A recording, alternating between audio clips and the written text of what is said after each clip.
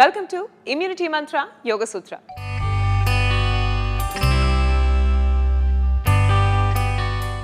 ఈ వారం ఇమ్యూనిటీ మంత్ర యోగ సూత్రలో డయేరియా సమస్యతో బాధపడుతున్న వారు ఎటువంటి యోగాసనాలు చేస్తే ఆ సమస్య పరిష్కారం అవుతుందో చూస్తున్నాం కదండి.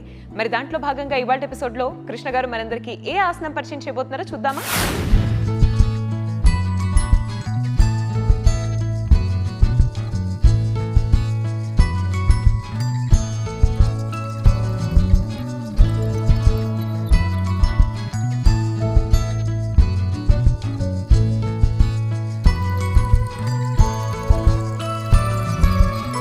నమస్తే. ఇమ్యూనిటీ మంత్ర యోగా సూత్రాలో ఈ వారం అంతా మనము డయేరియా వ్యాధితో బాధపడుతున్న వాళ్ళు ఎలాంటి ఆసనాలు చేస్తే బాగుంటుందో దానిపై చర్చించబోతున్నాము. ఎక్కువగా డయేరియా ఉన్న వాళ్ళు హిసాబ్ గోల్ లాంటివి తీసుకోవాలి. హిసాబ్ గోల్ అంటే ఏంటి?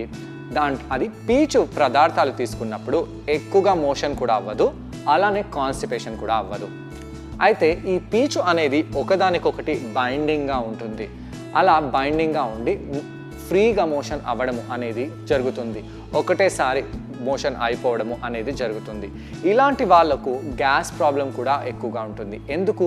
పనిలో పడి వీళ్ళు ఎక్కువగా ఆహారం టైంలో తీసుకోరు. అలా తీసుకోకపోవడం వలన ఏదో శాండ్విచ్ తీసుకుంటారు. అలా శాండ్విచ్ మైదా ప్రొడక్ట్స్ కాబట్టి ఇలాంటి మైదా ప్రొడక్ట్స్ తొందరగా అరగవు. ఈ విధంగా పట్టేసినట్టుగా కూడా ఉంటుంది. బ్రెడ్ బటర్ జామ్ ఇలాంటివన్నీ, చీజ్ ఇవన్నీ తినడం వలన కూడా ఇలాంటి ప్రాబ్లమ్స్ బాగా ఎక్కువగా వస్తాయి. కాబట్టి ఇలాంటి ఆహారాల పదార్థాలు మనం తీసుకోకుండా మనము మంచిగా ఉన్న చపాతీ కానీ సబ్జీ కానీ ఇలాంటివి మనం గ్రహించినట్టు అయితే మనకు ఈ యొక్క ప్రాబ్లం అనేది ఉండదు. ఆకుకూరలని లేదా కూరగాయలని నీళ్లు వేసి బాగా బాయిల్ చేసి మరగబెట్టి వండకుండా కేవలం కొద్ది నూనె వేసి కొంచెం పచ్చిమిర్చి లాంటివి ఒకటి తక్కువ మాత్రలో వేసి వేంపు అనేది వేసి వీటిని మూత పెట్టి నెమ్మది చిన్న ఫ్లేమ్లో తొందరగా 15 నిమిషాలలో కుక్ చేసినట్టు అయితే ఆ యొక్క ఆహారం సాత్వికమైన ఆహారంగా మనము భావించవచ్చు. అలాంటి సాత్వికంగా వండిన వంటలో ఏ ఒక్క పదార్థము టేస్ట్ ఎక్కువగా ఉండదు. అలాంటి పదార్థాలని మనం తీసుకున్నట్టు అయితే మనము అలాంటి పదార్థాలు మార్నింగ్ వండినది కనీసం నైట్ వరకైనా ఫినిష్ చేసేయాలి. 2-3 రోజులు మీరు ఫ్రిడ్జ్లో పెట్టుకొని అలాంటి పదార్థాలు గ్రహించినా కూడా ఇలాంటి ప్రాబ్లమ్స్ రావడానికి ఆస్కారం అనేది ఎక్కువగా ఉంటుంది. కాబట్టి మన జీవన శైలిని మనము మార్చుకోవాలి.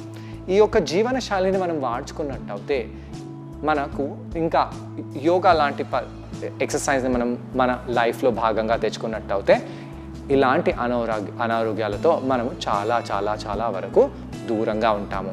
ఈరోజు చేసేది ధనురాసనము. ధనురాసనము పొట్టపై చేస్తాము. ధనురాసనం పొట్టపై చేయడం వలన ఆ యొక్క పొట్ట భాగాలలో ఉండే అన్ని కండరాలపై ఈ యొక్క ఆసనం బాగా ప్రభావం చేస్తుంది. పొట్టలోనే కాకుండా పుత్తి కడుపులో అలానే నాభి కింది భాగంలో కూడా ఉండే ఆసనాలపై ఈ యొక్క ఆసనం బాగా ప్రెషర్ పడి అక్కడ ఉండే కండరాలకి ఒక మంచి మసాజ్ అనేది కలుగుతుంది.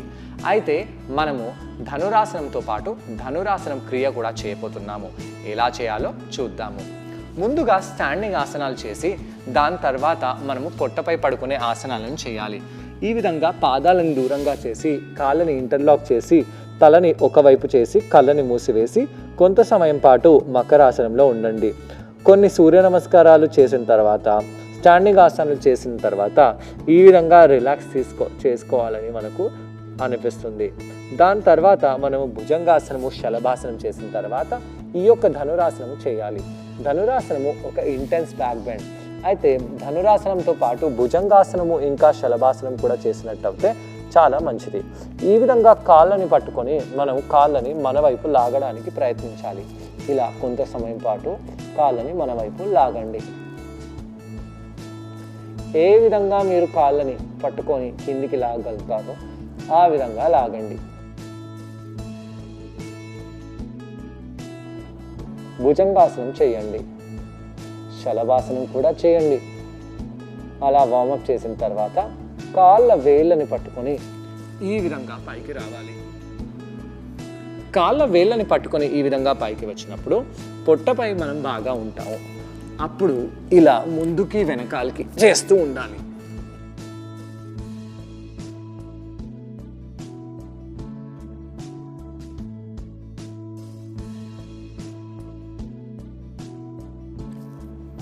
దాని తర్వాత తలని ఒకవైపు చేసి కళ్ళని మూసుకోండి. ఇప్పుడు కాళ్ళ మడమలని పట్టుకుందాము. పట్టుకొని ఇప్పుడు మనము ఈ విధంగా ధనురాసనంలో రండి. ఇది కొద్దిగా కష్టమైన ధనురాసనము. ఇలా కొంత సమయం పాటు ఉండాలి. ఇక్కడ కూడా ఈ విధంగా మూవ్మెంట్ చేద్దాము.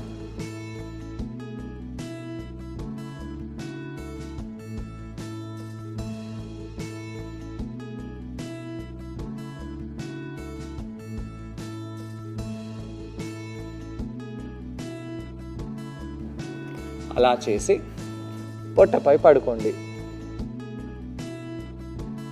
ఇలా ముందుకి వెనకాలకి వెళ్ళినప్పుడు ఏమైంది, మన నాభిలో ఉండే కండరాలకి చాలా మంచి మసాజ్ అనేది లభించింది.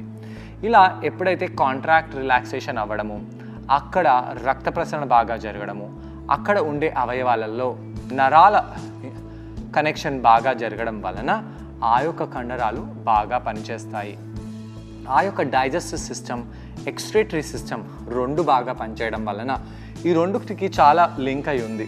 ఈ రెండు సిస్టమ్స్ బాగా పనిచేయడం వలన మనకు ఇలాంటి సమస్యలు రాకుండా ఉంటుంది. ఈ విధంగా ఆసనం చేసిన తర్వాత మనం చేతులని ఇంటర్లాక్ చేసి తలని ఒకవైపు చేసి కళ్ళని మూసివేసి రిలాక్స్ అవుదాము.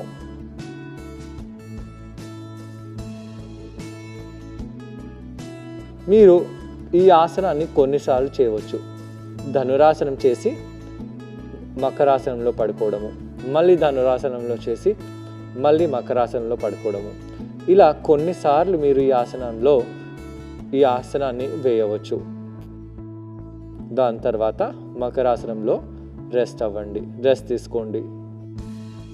చూసారు కదండి, ఈ ఆసనం పేరు ధనురాసనం. ధనురాసనాన్ని ట్రై చేయడానికి ఇప్పుడు నేను కూడా జాయిన్ అవబోతున్నాను. నన్ను కృష్ణ గారిని చూసి ఈ ఆసనాన్ని మీరు కూడా ట్రై చేయండి. నమస్తే. ఇమ్యూనిటీ మంత్ర యోగా సూత్రాల్లో ఈ వారం అంతా మనము డయేరియా వ్యాధితో బాధపడుతున్న వాళ్ళు ఎలాంటి ఆసనాలను చేసి ఈ యొక్క సమస్యతో బయటపడతారు అనే దానిపై చర్చిస్తున్నాము.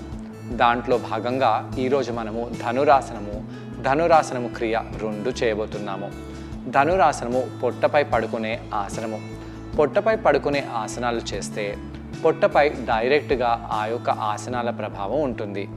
ఇలా పొట్టని బాగా బిగిసి పెట్టడము, పొట్టపై ప్రెషర్ పడడంతో ఈ యొక్క ఆసనము ఆ యొక్క పొట్ట కండరాలపై, అలానే ఆ పొట్ట కండరాల దగ్గర ఉన్న గుహ కండరాలపై, ఎక్స్క్రీటరీ సిస్టంపై బాగా ప్రభావం చూపిస్తుంది. ఆ విధంగా ఈ యొక్క ఆసనము అక్కడ ఉండే కండరాలని బాగా మసాజ్ చేస్తుంది, కాంట్రాక్ట్ చేస్తుంది, రిలాక్స్ చేస్తుంది. ఎప్పుడైతే మనము ఒక కండరాన్ని కాంట్రాక్షన్, రిలాక్సేషన్ ఎక్సర్సైజ్ లాగా చేసినట్టయితే ఆ యొక్క కండరము బాగా పనిచేస్తుంది.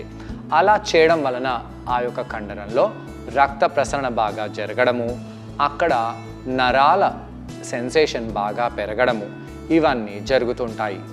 ఇలా కండరాన్ని మనము హెల్దీగా చేసుకొని, ముఖ్యంగా లోపట ఉండే కండరాలని ఈ యొక్క ఆసనాలు ఎక్సర్సైజ్ చేస్తున్నాయి. బాహ్యంగా ఉండే కండరాలని మనము వెయిట్స్ లేపి ఎక్సర్సైజ్ చేయవచ్చు. కానీ లోపల ఉండే కండరాలని ఎక్సర్సైజ్ చేయాలంటే ఈ విధంగా ఆసనాలని మనము చేయాల్సింది. ఈరోజు చేసే ఆసనము ధనురాసనము. ధనురాసనం చేసే ముందు స్టాండింగ్ ఆసనాలు చేయడము, దాని తర్వాత మనము పొట్టపై పడుకునే ఆసనాలను చేయాలి. ఆసనాలు ముందుగా వార్మప్ తప్పకుండా ఉండాలి. ఈ యొక్క ధనురాసనము మంచి ఇంటెన్స్ బ్యాక్ బెండ్ కాబట్టి దీనికంటే ముందు మనము బ్యాక్కి వార్మప్ కూడా చేస్తే చాలా మంచిది. బ్యాక్ బెండ్ చేసే ముందు కూర్చొని మనం వార్మప్ చేద్దాము. ఈ విధంగా కూర్చొని చేతులని పైకి చేయండి, కిందికి చేయండి. ఈ విధంగా కొన్నిసార్లు మనము చేతులని పైకి కిందికి చేసి శరీర పైభాగాన్ని ముఖ్యంగా వీపుని నిటారుగా చేసుకుందాము.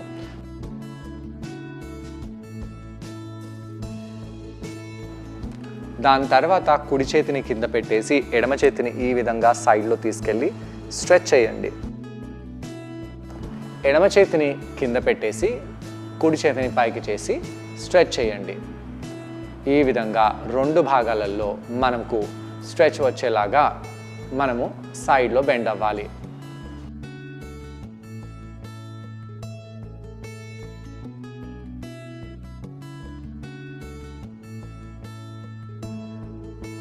దాని తర్వాత మనము వీపుని నిటారుగా చేసి చేతులని పైకి చేద్దాము. అలా చేతులని పైకి చేసి కుడివైపు ట్విస్ట్ అవుదాము. మళ్ళీ చేతులని పైకి చేయండి. ఎడమ వైపు ట్విస్ట్ అవ్వండి.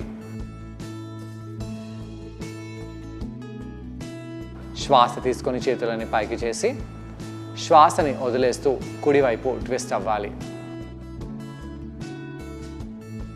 మళ్ళీ శ్వాస తీసుకొని చేతులను పైకి చేసి ఎడమ వైపు ట్విస్ట్ అవ్వాలి.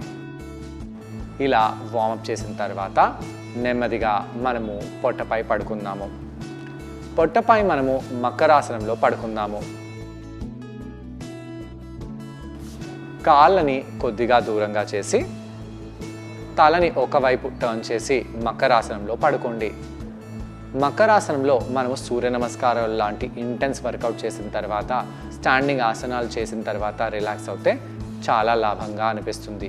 ఈ ఆసనం కూడా మన ఈ యొక్క డయేరియా ప్రాబ్లంతో రిలీఫ్ని అనేది తెస్తుంది. దీని తర్వాత చేతులని భుజాల చెరో వైపు పెట్టేసి మోచేతుల కింద పెట్టేసి భుజంగాసనంలో వెళ్దాము. భుజంగాసనంలో వెళ్ళినప్పుడు కూడా సగం పొట్ట భాగాన్ని మ్యాట్పై ప్రెస్ చేయడము, సగం పొట్ట భాగాన్ని పైకి లేపడము చేస్తూ ఉండాలి. మోచేతులని బాగా దగ్గరగా తీసుకొని రావాలి. అలా చేయడం వలన కూడా మన యొక్క పొట్ట కండరాలపై బాగా ప్రభావం పడుతుంది. శ్వాసని తీసుకొని శ్వాసని వదులుతూ ఇక్కడ కొంత సమయం పాటు ఉండి నెమ్మదిగా కిందికి వెళ్ళడము, మళ్ళీ పైకి రావడము, కిందికి వెళ్ళడము, పైకి రావడము చేయవచ్చు.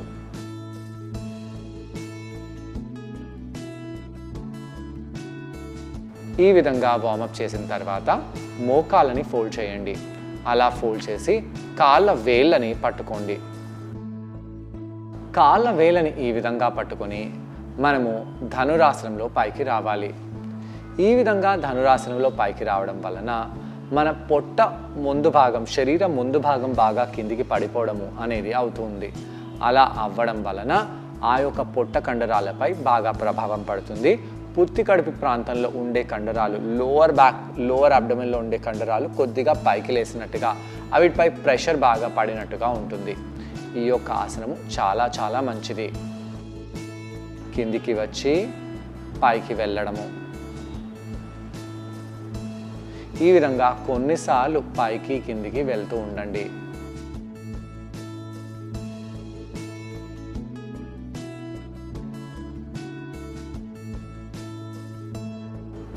అలా పైకి వచ్చిన తర్వాత కొంత సమయం పాటు ఉండాలి. ఇప్పుడు మనము క్రియ చేద్దాము. క్రియ అంటే మూమెంట్. ముందుకి వెనకాలకి రావాలి. ఈ విధంగా ముందుకి వెనకాలకి ఊగగానే మన పొట్ట కండరాలలో, లోవర్ అబ్డమెన్లో ఉండే కండరాలకి మంచి మసాజ్ అనేది కలుగుతుంది. అలా మసాజ్ కలిగి ఆ యొక్క కండరాలు బాగా పనిచేస్తాయి. దాని తర్వాత కాళ్ళని కింద పెట్టి కొంత సమయం పాటు రిలాక్స్ అవ్వండి.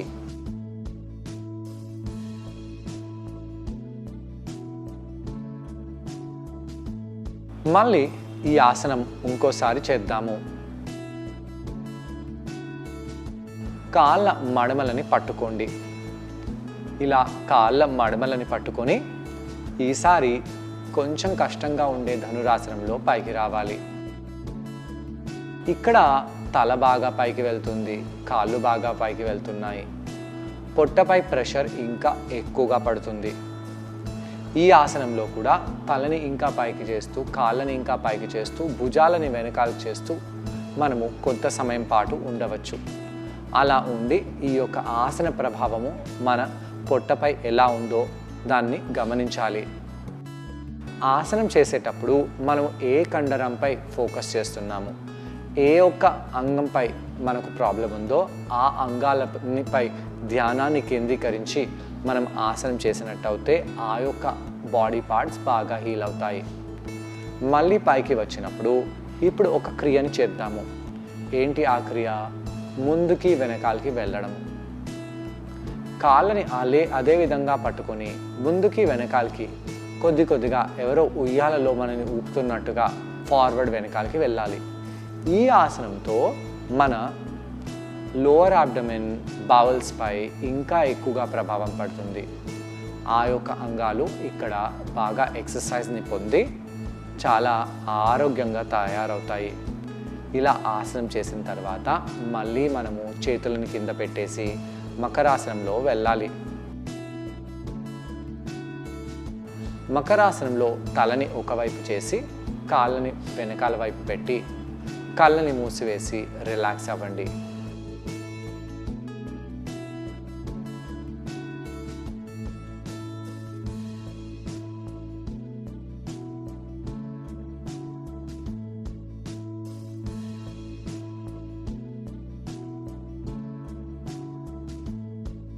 ఈ ధనురాసనం తర్వాత మనము మకరాసనంలో రిలాక్స్ అవ్వచ్చు, లేదా మనము బాలాసనంలో కూడా వెళ్ళవచ్చు.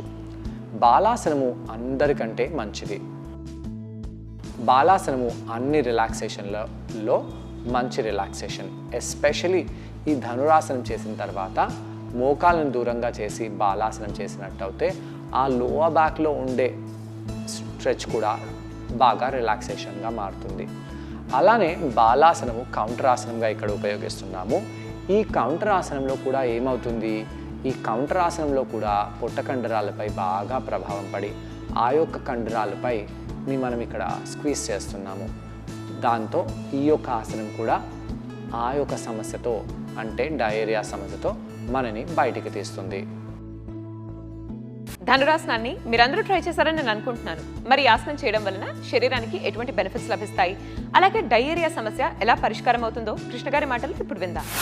ఇరిటబుల్ బౌల్ సిండ్రోమ్ ఉన్నవాళ్ళు ఈ డయేరియా ప్రాబ్లం ఎక్కువగా ఉంటుంది. అంటే వాళ్ళకు ప్రతి కొద్ది నిమిషాలకు మోషన్ వెళ్ళాలని అనిపించడము ఇవన్నీ జరుగుతూ ఉంటాయి. ఇలా జరగడానికి కారణాలు ఏంటి? ఇలా జరగడానికి ఎన్నో కారణాలు ఉన్నాయి. స్ట్రెస్ అందరికంటే ముఖ్యమైన కారణము. వృద్ధత్వం కారణం ఉన్న యంగ్ జనరేషన్కి కూడా ఈ యొక్క ప్రాబ్లం అనేది ఇవాళ రేపు వస్తుంది. స్మోక్ చేయకపోతే వాళ్ళకు మోషన్ రాకపోవడము ఇలాంటివన్నీ కూడా వాళ్ళు వ్యసనాలకి గ్రస్తులైపోతుంటారు.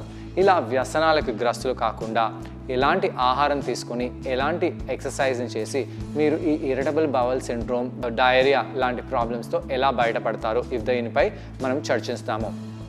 ఇలా డయేరియా రావడానికి మన లైఫ్ స్టైల్ చాలా ముఖ్యమైన కారణము. స్ట్రెస్ ఎలా వస్తుంది? మనం ఎక్కువ సమయం పాటు బాగా వర్క్ చేయడము, రాత్రి వరకు వర్క్ చేసి డేలో బాగా పడుకోవడము ఇలా చేయకూడదు. మన బాడీ దేనికైతే ఒకసారి అలవాటు పడితే దానికే మన బాడీ మూమెంట్స్ అన్నీ అలవాటు పడతాయి. మీరు ప్రతిరోజు 6 గంటలకు లేసే అలవాటు ఉన్నట్టు అయితే మీకు 5:30 నుంచే ఆటోమేటిక్గా మెలకొచ్చేస్తుంది. మీ బౌల్స్ సిస్టమ్స్ అన్నీ ఇదైపోయి 6 గంటలకు లేవగానే 6:10, 6:15 వరకు మీరు మోషన్ వెళ్ళాలని అనిపిస్తుంది. అలానే మీకు ఆకలి 9 గంటలకు అలా అవుతుంది. ఆహారం బ్రేక్ఫాస్ట్ తీసుకోగలుగుతారు. లంచ్ 12:30, 1 గంటలకు తీసుకోగలుగుతారు. ఆ విధంగా డిన్నర్ మీరు టైంలో తీసుకెళ్తారు. అలానే రాత్రి నిద్ర కూడా 10:30 వరకు వచ్చేస్తుంది. ఒకవేళ మీరు 12, 1 గంటల వరకు అలానే మెలుకొని ఉంటే మీరు పడుకొని ఏదో 8-9 గంటలకు లేస్తారు. అలా లేవడం వలన మీరు మోషన్ లేట్గా వెళ్ళడము, బ్రేక్ఫాస్ట్ లేట్గా చేయడము, లంచ్ లేట్గా చేయడము, డిన్నర్ లేట్గా చేయడం అలా అవుతుంది. ఈ విధంగా కొద్ది రోజులు ఒకవేళ ఈ యొక్క క్లాక్లో మనం వెళ్ళిపోతే మన బౌల్ మూమెంట్, డైజెషన్ మూమెంట్ ఇవన్నీ కూడా రీసెట్ అయిపోతాయి. ఇలా రీసెట్ అవ్వడం వలన మనకు చాలా హాని కలుగుతుంది. ఇలాంటి మార్నింగ్ టైం ఉండకపోవడం వలన మోషన్ వెళ్ళకపోవడము, మళ్ళీ వెళ్ళడము, మళ్ళీ పొట్టలో అలా అవ్వడము, వేడిగా ఏదన్నా త్రాగగానే మనకు పొట్టలో ఏదో విధంగా డిస్కంఫర్ట్ అనిపించడము ఇవన్నీ జరుగుతూ ఉంటాయన్నమాట. అలా జరగకుండా మనం ఒకవేళ పప్పు, వెజిటేబుల్స్, రఫ్ వెజ్, పీచు ఉన్న సబ్స్టెన్సెస్ బాగా తీసుకుంటే ఇది బవల్ మూమెంట్ అంతా క్లియర్ అయిపోయి ఒకటేసారి క్లియర్ అయిపోతుంది. సో చూసారు కదండి, ఇవాళ ఎపిసోడ్లో ధనురాసనం. ఈ ఆసనాన్ని మీరందరూ తప్పకుండా ట్రై చేసి దీనివల్ల వచ్చే లాభాలను మీరు కూడా పొందండి. తిరిగి రేపటి ఎపిసోడ్లో మరో ఆసనంతో మరికొన్ని బెనిఫిట్స్తో మళ్ళీ కలుసుకుందాం. అంతవరకు stay fit and be healthy. Bye.